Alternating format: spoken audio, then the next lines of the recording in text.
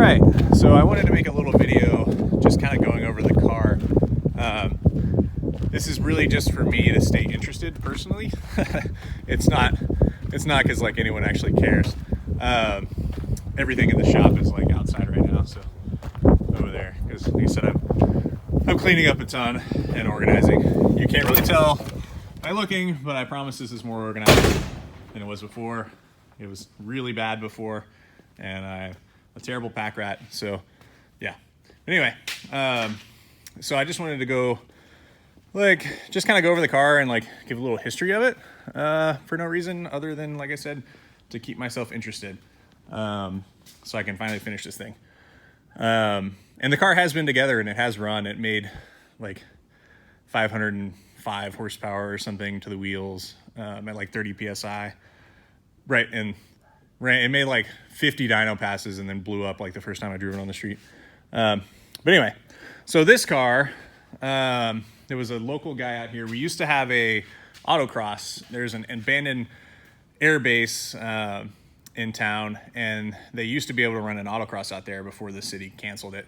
A guy built this car and back in like 2000 or something. So it was built a long time ago for like SR car standards. And it was kind of before like ISIS parts really existed. Of course, it was like some China stuff because there's always been China stuff, but like you couldn't really just like go on Njuku and order stuff and without spending as much money. So it had like really nice parts on it. Actually, he put like tandem medallion exhaust and like nice KTS coilovers and just some stuff that like you would normally, like nowadays you might not see like money spent on like certain things because there's more eBay junk that you can spend on. But anyway, that really wasn't the point. The point was that he built the car and he drove it at like one or two autocrosses and they shut it down, and then it just sat forever. And then I saw it one day and I just pulled over and I bought it from him. And yeah, so it needed a fuel pump, and I put a fuel pump in it, and it just like ran amazingly. It was the best running SR I've ever had. Like idled perfect, revved perfect. It was just like a stock motor with like stock everything, and it just really, really ran well. And it was a great little daily, and I dailied it for a couple months and then decided to like, hey, I'm gonna put a disco potato and a tune and other stuff on it, and that was stupid.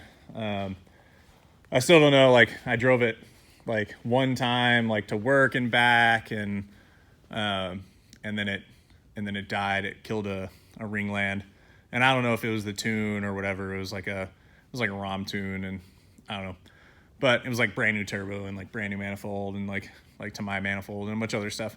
So like I don't know. Anyway, so the car died, and I cried a little. Not really, but it was sad because it was a really nice running SR. And then I sent it to Fort Worth, because at the time I was working a ton. We were at turnaround at work. I work at a refinery, so I was working like every day straight for like 8 months. So I had zero time to work on anything. And so I sent it to Fort Worth, and was going to let a then friend work on it and do some stuff. And that spiraled out of control and it was terrible. But anyway, it started just to be like, hey, we're going to put a stock motor back in it. But the motor that was going to go back in it turned out to be bad. And then it was going to be just like a mild rebuild. And then that turned out to be more money spent and blah, blah, blah. And it turned into like a full retard, like 500 horsepower thing. The car has been together and run already in this state. The motor that was in it made like over 50 passes on the dyno or something. I don't know exact number, but on 30 psi, I think it made just over 500 wheel, like 505 or 508 or something silly. But we were just going to drive it around at, that was at 30 psi, and I think I was just going to drive it around most of the time at like 16 psi or something. It was just, we were just curious what it would make. But yeah, it made a ton of dyno passes, and it ran amazingly, like on the dyno and stuff. It had some idle issues in it and everything, but like it was running good. And I brought it home, and the interior wasn't put in it yet, and it needed a bunch of finishing touches and other stuff. but I took a friend for a ride in it, and it was the first time I drove it on the street. And I went down the street and I hit a bump, and there was something lodged somewhere, like maybe in the intercooler or something, but it sucked a little piece of metal. I don't know if it was a little bolt or what, but it sucked it through the engine and just fragged a cylinder, and then it got caught in a valve. And when it got caught in the valve, it hung the valve open, and then the valve hit the piston, and then it spit a rocker, which I thought it was the old motor had BC cams, which were terrible. They were like many degrees off. We had to get adjustable cam sprockets to even get them like close to what they should have been, like when we were degreeing them and stuff.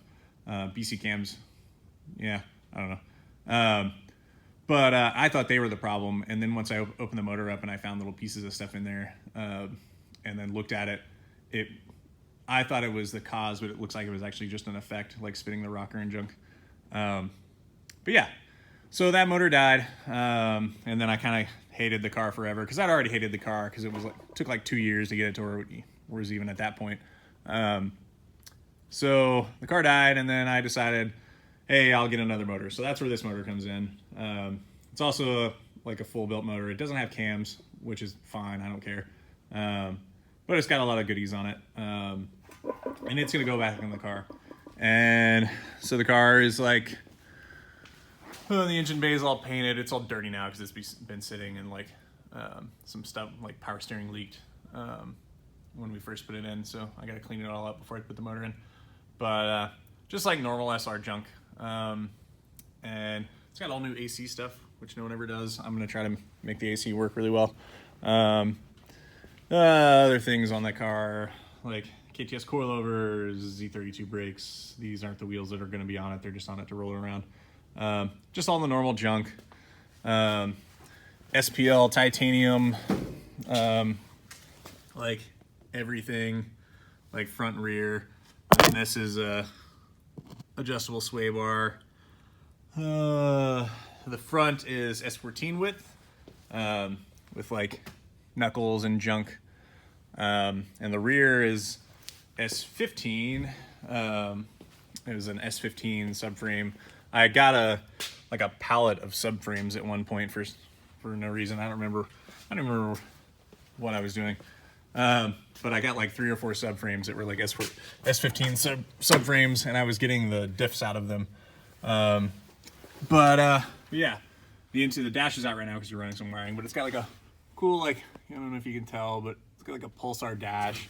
It's all new carpet, and like it's caged, but it has interior and all that stuff. Then I'll lift it up a little so we can go underneath it.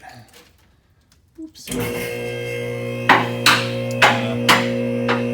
know if you can hear it because it's super loud. The Z33 trans, so it's a 30Z swap, like CD09 or whatever.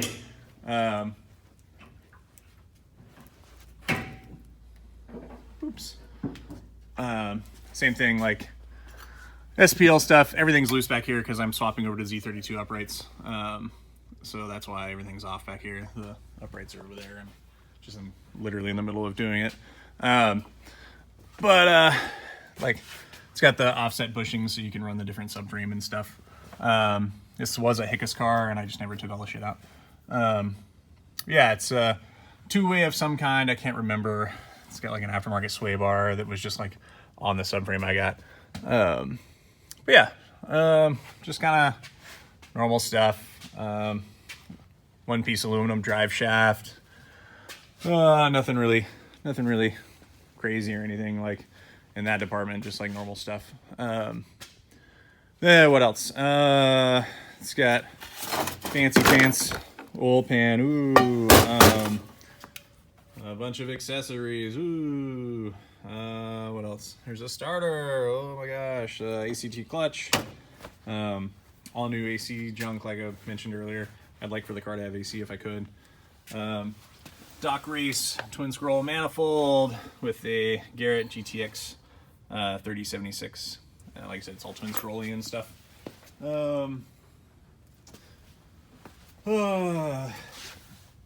ID 1700s, I think, and like an eBay rail and an eBay manifold. Because yeah, I don't know. And this is a really cool thing.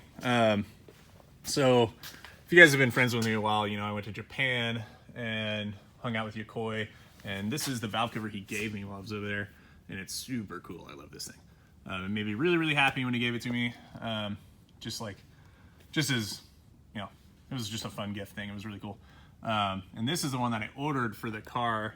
And it's harder to see, but it's also like super sparkly paint, and it's got all the designs and stuff and the MCR factory logo. So that thing's pretty cool.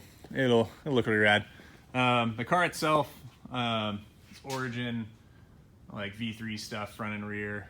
This kit, so these fenders and stuff are actually some of the first hatch Origin V3 in America. I got them from Forrest. We went and did Boost Fest, like 3 years ago, and I was talking to him about like, oh man, I wish I could get some hatch stuff because I'm building a hatch. And he's like, oh, I've got some in the trailer. Like, it was just extra. I'll sell it to you. So I bought that stuff from him, and it was really cool at the time. And now it's like kind of irrelevant because everybody has it. But it still looks cool though. I like it a lot. The rear bash bar is also a jacking point. It's got super doof arrow, like just 2F arrow. Or wait, I said that backwards. Sorry. The 2F arrow is what he had. Sorry, I'm also really sleepy. I'm transitioning from days to nights and stuff at work. So it has 2F arrow, and it was like some of the first hatch 2F arrow, not the V3. This stuff took the over fenders. It was some weird thing where I can't remember what happened, but like everybody's Origin stuff, all the shipments got delayed, and it took like a year to get those fenders. It was really silly. But anyway, Forrest sold me this hatch 2F kit, and the rest of it's over there on the ground. I think I already talked about it.